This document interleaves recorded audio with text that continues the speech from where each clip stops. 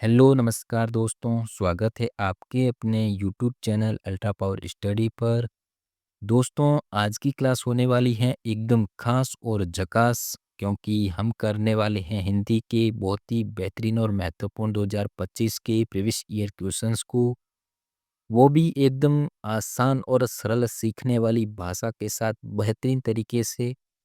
अगर आप किसी भी प्रतियोगी परीक्षा की तैयारी कर रहे हैं, चाहे आप तृतीय श्रेणी शिक्षक भर्ती परीक्षा हो, पटवार हो, सीईटी हो, एलडीसी हो, फोर्थ ग्रेड हो, कोई सा भी एग्जाम हो, दोस्तों अगर उसमें सामान्य हिंदी का कोई भी क्वेश्चन पूछा जाता है, तो उसके लिए ये पीवाईक्यू आपके लिए एक मैं कहूँ कि सोने पे सुहागा साबित होने वाले हैं दोस्तों। तो चलिए दोस्तों बिना देर किए शुरू करते हैं आज के इस सेशन को और इस बेहतरीन और दमदार क्लास, और देखते हैं कि आज आप कितने क्वेश्चंस को सही कर पाते हैं दोस्तों। आप अपना भी मूल्यांकन साथ में करते रहिएगा। क्वेश्चन एक से बढ़कर एक होगा और मैं कहूँ कि बहुत ही अच्छा आज का सेशन जाने वाला है। तो आप लोग तैयार हो ना? चलिए शुरू करते हैं। और आज का जो हमारा ये पहला क्वेश्चन है, आप लोग देख सकते हैं, निम्नलिखित में से शुद्ध वाक्य हैं। तो आप लोग बताइएगा कि इन चार ऑप्शन में से कौन सा वाक्य एक शुद्ध वाक्य के रूप में लिखा गया है। आंसू से मुख रजनी का भींग गया, तो यह अशुद्ध वाक्य हो गया है। आपको इसमें अशुद्धि का पता लगा है? क्या अशुद्धि है पता हो देखें। इसमें कर्म संबंधी अशुद्धि की गई है। इसका जो शुद्ध वाक्य बनेगा वह होगा, रजनी का मुख आंसू से भींग गया, ऐसे होना चाहिए था। मैं दिल्ली गया था, ठीक है? तो ये तो एकदम शुद्ध लग रहा है। अगला देखते हैं, वे क्या करना चाहता है? तो ये तो बिल्कुल अशुद्ध हो गया, क्योंकि देखो वे यह बहुवचन है, तो क्रिया भी कैसी आनी चाहिए? बहुवचन आनी चाहिए। यानी यह जो वाक्य होना चाहिए था कि वे क्या करना चाहते हैं ऐसे। रोगी को हिलाकर दवा पिलाओ। अब आप ही बताओ, क्या ऐसे कोई किसी को दवा पिलाई जाती है क्या? हाँ, कॉमेडी में आपने ज़रूर देख लिया होगा, ये मैं नहीं कह सकता। बाकी जो इसका शुद्ध वाक्य बनेगा वह होगा कि रोगी को दवा हिलाकर पिलाओ, ऐसे होना चाहिए। यानी इसमें है जो, इसमें भी क्रम संबंधी अशुद्धि है। तो इसका अपना राइट आंसर बनेगा वह ऑप्शन नंबर बी बनेगा, ठीक है ना? अगला क्वेश्चन बहुत ही बढ़िया और अच्छा क्वेश्चन है, देखिएगा। भार शब्द में निहित प्रत्यय हैं, तो आप लोग बताइए कि इन चार ऑप्शन में है जो कौन सा भार शब्द के लिए एक प्रत्यय के रूप में प्रयोग हुआ है। भार भार है जो एक भरना यानी भ्री धातु में अप्रत्यय के योग से बना है, इसलिए है जो इसमें अपना ऑप्शन नंबर बी यानी अप्रत्यय यह करेक्ट आंसर हो जाएगा। शाबाश। अगला क्वेश्चन देखिए, बेहतरीन क्वेश्चन है। चौमासा इस समस्त पद में कौन सा समास है? चौमासा यानी 4 मासों का समूह है, इसलिए इसका जो समास होगा वह द्विगु समास होगा। द्विगु समास में जो पहला पद होता है वो संख्यावाचक होता है, इसलिए अपना ऑप्शन नंबर इसमें सी एकदम करेक्ट आंसर हो जाएगा। नेक्स्ट क्वेश्चन को देखते हैं। वेरी गुड, कितना लाजवाब क्वेश्चन है। ऐसे क्वेश्चन से थोड़ा मोटिवेशन आता है, सही कह रहा हूँ ना? अब तो क्या पक्का पेपर को फाड़ दूंगा, पर बेटा ऐसे क्वेश्चन भी पेपर में देना जरूरी बनता है, तो इससे ज्यादा खुश होने वाली कोई बात नहीं होती है। उपजाऊ शब्द का विलोम शब्द है। अब देखो, इन ऑप्शन में जो उपजाऊ शब्द का जो विलोम शब्द दे रखा है उसका आप लोग पता करिएगा। तो उपजाऊ का मीनिंग होता है वह भूमि जो फसल उत्पादन में बहुत अच्छी उत्पादन क्षमता रखती हो, और इसका जो मतलब विलोम बनेगा वह होगा बंजर, जिसमें उत्पादन क्षमता है जो बिल्कुल भी नहीं हो, यानी बेकार भूमि होती है उसे हम बंजर कहते हैं। तो इस आधार पर अपना इसमें जो ऑप्शन सही होगा वह option number C correct answer हो जाएगा। चलिए अगला प्रश्न है, बहुत ही गजब का प्रश्न है। मेरे हिसाब से शायद ये आपको थोड़ा कठिन लग रहा होगा, पर कोई ना, हम इसे कर लेंगे। पट पट इस शब्द युग्म का सही अर्थ बताना है आपको। देखो लाडलो, पट यानी कपड़ा या वस्त्र, और पट इसका अर्थ होता है किवाड़, या हम कह सकते हैं कि दरवाजा। तो है जो ऑप्शन नंबर ए हमारा इसका सही आंसर हो जाएगा। अगला क्वेश्चन देखिए। देखो ये सभी जो प्रश्न है ना, ये आरएसएसबी के पूछे हुए क्वेश्चन है, तो आप लोग इन्हें बिल्कुल भी हल्के में मत लेना, क्योंकि यही क्वेश्चन है जो हमारे आगे जाकर एक समस्या का कारण बनता है।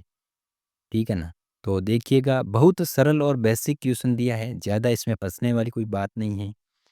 निम्नलिखित में से व्यंजन संधि का उदाहरण है। तो इन ऑप्शन में कौन-सा व्यंजन संधि का उदाहरण दे रखा है, पता करिएगा। देखो हिम प्लस आल्य, हिमालय जो कि एक दीर्घ स्वर संधि का उदाहरण है।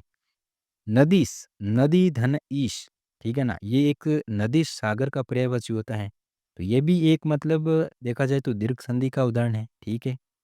दया धन आनंद, दयानंद, तो आजकल तो हम लोग दयानंद ही बनकर फिरते हैं, ठीक है ना? आप लोग समझ सकते हैं। तो ये भी एक दीर्घ संधि का ही उदाहरण है। उत धन लेख, ठीक है? उल्लेख, बिल्कुल, ये एक व्यंजन संधि का उदाहरण है। क्योंकि देखो इसमें जो नियम लगता है ना वह होता है जब त या द के बाद ल आता है तो त और द भी ल में बदल जाता है, मतलब जिससे द्वितु व्यंजन लल बनता है।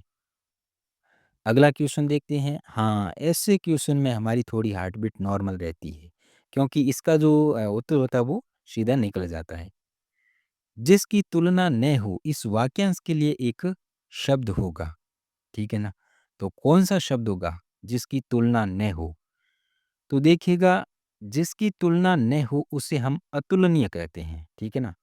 यानी बी ऑप्शन हमारा एकदम सही हो जाएगा। असाधारण होता है यानी जो सामान्य या साधारण न होकर एक विशेष हो उसे असाधारण कहते हैं। निराला यानी अनोखा या विचित्र। अत्यंत सुंदर यानी हम हैं जो किसी वस्तु के अधिक सुंदर होने पर उसे हम अत्यंत सुंदर यानी वह एक अत्यंत सुंदर होने का वर्णन करता है, ठीक है? अगले और बेहतरीन क्वेश्चन को समझते हैं, देखिएगा। दादा बड़ा ना भैया सबसे बड़ा रुपया लोकोक्ति का सही अर्थ पहचानना है। तो इन ऑप्शन में देखिएगा कि कौन सा है जो इसके लिए एक सही अर्थ के रूप में प्रयोग होगा। आ गया ना मौज करने वाला प्रश्न, क्योंकि रुपया है तभी तो मौज है। एक मूवी आई थी 1989 में काला बाजार, तो उसमें शायद नितिन मुकेश ने एक सॉन्ग गाया था कि पैसा बोलता है कि पैसा बोलता है। अच्छा गाना था। तो देखो दादा बड़े हैं भैया छोटे हैं तो छोटे ही रहेंगे, इसका तो कोई मतलब नहीं। दादा के पास बड़ा रुपया है तो रुपया कोई बड़ा नहीं होता दोस्तों, उसकी वैल्यू बड़ी होती है, तो इसका भी कोई मतलब नहीं। आजकल पैसा कुछ भी नहीं है, तो बगैर पैसे के कुछ भी करके दिखाओ, मान लेंगे, ठीक है ना? तो ये भी गलत है। तो इसका जो सही अर्थ होगा वह होगा रुपया ही सब कुछ है, ठीक है ना? इसका राइट आंसर हो जाएगा ये।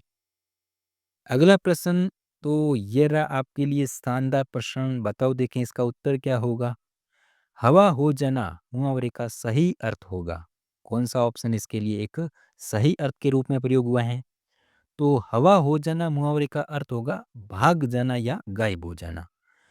देखो भूल होना या भूल हो जाना तो ये तो मतलब है गलती करना। देखते रहना यानी आंखें फटी की फटी रहना। हंसी उड़ाना यानी मजाक बनाना। तो इसमें है जो अपना ऑप्शन नंबर है जो ये ए राइट हो जाएगा, भाग जाना। आगे बढ़ते हैं। ये रहा कितना गजब का परफेक्ट क्वेश्चन, ये विभा का एक फेवरेट क्वेश्चन है, ठीक है ना? ये तो मतलब पूछता ही पूछता है। पारिभाषिक शब्द रिमाइंडर के लिए प्रयुक्त हिंदी शब्द होगा। तो बताइए देखिए कि कौन सा एक ऑप्शन है जो रिमाइंडर के लिए अच्छा उपयुक्त शब्द होगा। देखो रिमाइंडर के लिए जो उपयुक्त शब्द होगा वह अनुस्मारक यानी किसी पूर्व पत्र या संदेश की याद दिलाने या उसे फिर से भेजने के लिए जिस संसार का हम लोग उपयोग करते हैं तो उसे हम एक रिमाइंडर कहते हैं, ठीक है ना? बाकी वाले में जैसे परिपत्र जो कई सारे प्राप्तकर्ताओं को एक साथ भेजा जाता है, पृष्ठांकन या पृष्ठांक जो पृष्ठ के अंकन से संबंधित है, अधिसूचना जो गज़ट या हम कह सकते हैं कि राजपत्र में जारी की जाती है। तो इसके लिए हमारा जो रिमाइंडर के लिए उपयुक्त शब्द होगा वह एक ऑप्शन नंबर ए होगा, अनुस्मारक, ठीक है ना? बहुत ही बढ़िया, आगे बढ़ जाएँ। भाई देखो अगर क्वेश्चन पढ़ा और तुरंत ही बिना ऑप्शन देखे खोपड़ी में उसका उत्तर आ गया, तो फिर उसे गलत करने की शायद ही कोई हिम्मत करेगा। और ऑप्शन पढ़ने के बाद अगर सही उत्तर वाला ऑप्शन हमारा ऊपर नीचे होता है, तो फिर उसका सही होने की गुंजाइश मात्र नेगेटिव मार्किंग करवाने में होगी। ठीक है ना? इसलिए हर प्रश्न को एक महत्वपूर्ण मानते हुए उसका सही जवाब देने की कोशिश करें आप लोग। देखिएगा प्रश्न है, निम्नलिखित में गृह शब्द का पर्यायवाची नहीं है। आप लोगों को गृह शब्द के पर्यायवाची के रूप में कौन-सा नहीं है, वो वाला बताना है। देखो भवन, आलय, घर ये तो गृह के पर्यायवाची हैं, लेकिन नक्षत्र ये एक गृह का पर्यायवाची नहीं होकर तारा या हम लोग कह सकते हैं कि सितारा इस तरह कह सकते हैं। बाकी जो इसका नहीं वाला ऑप्शन होगा, जो पर्यायवाची के रूप में नहीं है, वो होगा नक्षत्र। नेक्स्ट क्वेश्चन पर चलते हैं। शाबाश, वेरी गुड क्वेश्चन। देखिए निम्नलिखित में शुद्ध लिखित शब्द को पहचानिए। कौन सा एक शुद्ध रूप में लिखा गया शब्द है? तो देखो अगर ऋषि को हमें शुद्ध रूप में लिखने को कहा जाए तो हम इसे इस तरह से लिखेंगे, ऋषि। यानी हम इसे मुनि, मनीषी या हम कह सकते हैं ज्ञानी। इसलिए ये ऑप्शन नंबर ए है जो हमारा एक शुद्ध रूप में लिखा गया अच्छा राइट आंसर हो जाएगा। देखिए अगला क्वेश्चन, निम्नलिखित में से असित अशित शब्द का युग्म का सही अर्थ होगा। तो इनमें से एक सबसे उपयुक्त विकल्प आप लोगों को चुनना है कि असित और अशित इस शब्द युग्म के लिए कौन सा सही विकल्प है। तो देखो असित का अर्थ होता है काला और अशित का अर्थ होता है झूठा। यानी ऑप्शन नंबर सी हमारा बिल्कुल एकदम करेक्ट आंसर बैठेगा। यानी अस्तित यानी काला और अशित यानी झूठा। अगला प्रश्न पर चलते हैं। देखो यह देखो विलोम शब्द से लिया गया क्वेश्चन कितना अच्छा और बेहतरीन क्वेश्चन है। इस तरह के क्वेश्चन ही हमें एग्जाम में देखने को मिलते हैं दोस्तों, ठीक है ना? ज़्यादा कोई कठिन क्वेश्चन नहीं है। निम्नलिखित में से प्रज्ञा का विपरीतार्थक शब्द यानी विलोम शब्द बताना है। तो यहाँ जो विज्ञ, यह तो प्रज्ञा का क्या हो गया समानार्थी शब्द हो गया। क्योंकि देखो प्रज्ञा का अर्थ होता है ज्ञानी या बुद्धिमान और यही अर्थ किसका होता है? विज्ञ का होता है। इसलिए यहाँ जो विज्ञ का विलोम बनेगा वह अज्ञ होगा। अज्ञ का अर्थ होता है मूर्ख, अज्ञानी या नासमझ कह सकते हैं। तो इसलिए अपना option number C right answer हो जाएगा अज्ञ। अगला प्रश्न देखिएगा, निम्नलिखित में से कौन सा शब्द अहंकार का पर्यायवाची नहीं है? तो नहीं वाला बताना है। तो इसमें दंभ, दर्प, मद ये तो अहंकार के पर्यायवाची होते हैं, लेकिन यह जो दार शब्द है ना, ये देने के निहितार्थ चला जाता है, इसलिए इसका यही सही आंसर हो जाएगा। नेक्स्ट क्वेश्चन देखिएगा, निम्नलिखित में से अशुद्ध शब्द का चयन कीजिएगा। तो कौन सा है जो एक अशुद्ध शब्द दिया गया है? ठीक है, अशुद्ध शब्द के लिए हमें ऑप्शन अगर देखें ना, तो देखो विस्मयार्थ यानी आश्चर्य या विस्मय को प्रकट करने वाला जो कि बिल्कुल शुद्ध है। शिथिल यानी ढीला, ये भी सही है। स्मृति ये भी शुद्ध दे रखा है। लेकिन एक देखिएगा भावहीन नहीं होकर भावहीन होना चाहिए, यह अशुद्ध दे रखा है। क्योंकि देखो भावहीन का अर्थ होता है भावना से रहित, तो इसके लिए ये अपना है जो ऑप्शन बी है जो इसका करेक्ट आंसर हो जाएगा। भावहीन नहीं होकर भावहीन होना चाहिए, ये अशुद्ध दे रखा है। चलिए अगले प्रश्न पर। बहुत ही अच्छा, देखो इस तरह के प्रश्नों से हमें काफी अच्छा कॉन्फिडेंस आता है। निम्नलिखित में से शुद्ध लिखित वाक्य है, तो बताइएगा कि कौन सा ऑप्शन एक शुद्ध रूप में लिखा गया वाक्य है। उसका आत्मा निकल गया, यह तो शुद्ध हो नहीं सकता, क्योंकि यह आत्मा शब्द उत्तर पद में आ रहा स्त्रीलिंग शब्द है। इसलिए समन कारक में उसका की जगह उसकी होगा और गया की जगह गई हो जाएगा। यानी उसकी आत्मा निकल गई, ऐसा है जो इसका शुद्ध रूप होना चाहिए था। आप कहाँ जाओगे, यह भी अशुद्ध है, क्योंकि यहाँ कहाँ के ऊपर क्या है? अनुस्वार नहीं, अनुस्वार नहीं आएगा, अनुनासिक आएगा कहाँ के ऊपर, ठीक है? तो इस तरह ये कहाँ का कहाँ शब्द का प्रयोग होना चाहिए था। अब 5 बजा है, तो इसमें भी वचन संबंधी अशुद्धि कर दी गई है, क्योंकि बजा की जगह क्या आना चाहिए था? बजे ऐसे आना चाहिए था कि अब 5 बजे हैं, ये शुद्ध होता।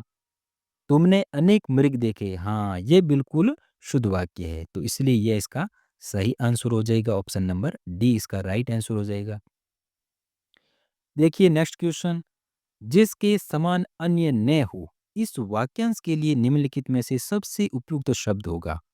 बताओ देखें। तो जिसके समान अन्य न हो, तो वह तो अन धन अन्य अनन्य कहलाएगा। अल्प बुद्धि होती है जिसमें कम बुद्धि हो, वो अल्प बुद्धि वाला। ठीक है। अक्षय जो कभी नष्ट नहीं हो, वह अक्षय है। आचमन यह एक समझो धार्मिक अनुष्ठान है, यानी पवित्र जल पीने या हम कह सकते हैं कि मुंह धोने की क्रिया। ये तो हो गए आचमन। ठीक है। तो इसका राइट आंसर हो जाएगा अपना है जो ऑप्शन नंबर सी हो जाएगा, अनन्य। चलिए देखते हैं अगला प्रश्न। ये प्रश्न देखिए पारिभाषिक शब्द को लेकर। नोटिफिकेशन। नोटिफिकेशन इस पारिभाषिक शब्द के लिए उपयुक्त हिंदी शब्द को चुनना है। देखिएगा कौन सा इसका ऑप्शन राइट होगा। तो नोटिफिकेशन का मीनिंग होता है अधिसूचना, इसलिए जो अपना ऑप्शन नंबर सी राइट हो जाएगा। नोटिफिकेशन शब्द एक मतलब सरकारी या आधिकारिक हम कह सकते हैं कि सूचनाओं के लिए प्रयोग होता है, जो आमतौर पर हम समझो कि गजट में प्रकाशित किया जाता है। परिपत्र यही एक जो संदेश कई व्यक्तियों या विभागों को भेजा जाता है, उसे है जो हम परिपत्र कहते हैं। ज्ञापन या इससे अंग्रेजी में मेमोरेंडम कहते हैं। तो ये भी कार्यालय के आंतरिक संसार में उपयोग होता है। विज्ञापन यानी एडवर्टीजमेंट, तो यह भी एक समझो ना कि उत्पाद हो गया, सेवा हो गया या किसी घटना के प्रचार के लिए इसकी है जो सूचना को जारी किया जाता है, वो विज्ञापन होता है। नेक्स्ट क्वेश्चन बहुत ही शानदार और बेहतरीन क्वेश्चन देखो, क्योंकि किसी भी प्रश्न के ऑप्शन ही तो उसे सरल और कठिन का एक नज़ारा बनाते हैं। ठीक है ना? जैसे कानाफूसी करना, तो इस मुहावरे का अर्थ होगा, देखो कि इसमें उपयुक्त विकल्प कौन-सा होगा? कानाफूसी करना यानी चुपके-चुपके बातें करना। जैसे मैं किसी के कान में कुछ कह रहा हूँ, तो मैं धीरे-धीरे बात कर रहा हूँ, तो उसे हम कानाफूसी करना कहते हैं। बाकी तो देखो कि कुछ लाडले इसका उत्तर चुगली करना भी कर गए होंगे। बिल्कुल मैं राइट कह रहा हूँ। क्योंकि लेकिन देखिए, चुगली करना कान भरने के अर्थ में होगा। या इसका राइट आंसर तो अपना है जो क्या होगा? चुपके-चुपके बातें करना ये होगा। अगला प्रश्न देखो, ये भी एक अच्छा प्रश्न है। लेना एक ने देना दो लोकोक्ति का अर्थ बताना है। तो इसका राइट आंसर बताइएगा देखें। यहाँ देखो कि लेना एक ने देना दो यानी कोई मतलब नहीं रखना। तो इस आधार पर है जो हमारा ऑप्शन नंबर बी है जो बिना मतलब, ये एक राइट आंसर हो जाएगा। जो अपने में मस्त रहता है और दुनियादारी से दूर रहता है, वही तो है लेना एक ने देना दो। अगला प्रश्न देखिएगा। प्रश्न है संधि को लेकर। आत्मोस्त्रग संधि पद का संधि विच्छेद क्या होगा? बताइए देखें। आत्मोस्त्रग आत्म यानी संयम का प्लस उत्सर्ग, ये एक गुण संधि का उदाहरण है। यहाँ अपना ऑप्शन नंबर बी है जो इसका करेक्ट आंसर हो जाएगा। अगला क्वेश्चन देखिए दोस्तों। दोस्तों एक बात याद रखना कि अगर आप अपने सपनों को पूरा करने की पूरी कोशिश कर रहे होते हैं, तो उसकी पहली सीढ़ी अपने आप पर विश्वास को मजबूत बनाए रखना होगा। तभी वह हिम्मत आप लोग जुटा पाएंगे जिसे पाने के लिए अभी हाल ही में जो आप लोग लड़ रहे हैं। ठीक है ना? ये बात याद रखना। देखो क्वेश्चन है पर्याप्त शब्द में निहित उपसर्ग हैं, तो कौन सा एक ऑप्शन है जो पर्याप्त में उपसर्ग के रूप में प्रयोग हुआ है? ठीक है। तो पर्याप्त परिधन आप्त ये एक यण संधि से बना है, यानी इसमें परि उपसर्ग का प्रयोग हुआ है, इसलिए ऑप्शन नंबर हमारा है जो ए करेक्ट आंसर हो जाएगा। अगले प्रश्न को देखते हैं और ये आज का हमारा अंतिम क्वेश्चन रहेगा साथियों। क्वेश्चन है आप बीती किस समास का उदाहरण है? देखिएगा कि आप बीती यानी आप पर बीती, तो कौन सा होना चाहिए? अधिकरण तत्पुरुष समास, बिल्कुल इसी का ही उदाहरण है। तो इसलिए है जो हमारा ऑप्शन ए है जो एकदम राइट आंसर होगा। ठीक है, तत्पुरुष समास। तो दोस्तों आज के हमारे हिंदी के क्वेश्चन यहीं समाप्त होते हैं।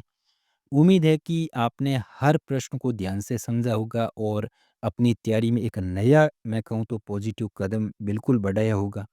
अगर आपको ये क्लास पसंद आती या आई है तो वीडियो को लाइक ज़रूर करें साथियों, और हाँ, अपने चैनल अल्ट्रा पावर स्टडी को सब्सक्राइब करना नहीं भूलें बिल्कुल भी, क्योंकि आगे आने वाली जो क्लास में हम और भी ज़रूरी जो पीवाईक्यू, एमसीक्यू और एग्ज़ाम स्पेशल टॉपिक लेकर आने वाले हैं। दोस्तों कमेंट में ज़रूर बताना कि आज की जो क्लास में आपने कितने प्रश्न सही किए हैं और अगली क्लास किस टॉपिक पर आप लोग चाहते हैं। तो मिलते हैं अगली क्लास में, तब तक पढ़ते रहिए और आगे बढ़ते रहिए। अल्ट्रा पावर स्टडी की तरफ से आप सभी को ढेर सारी शुभकामना। जय हिंद।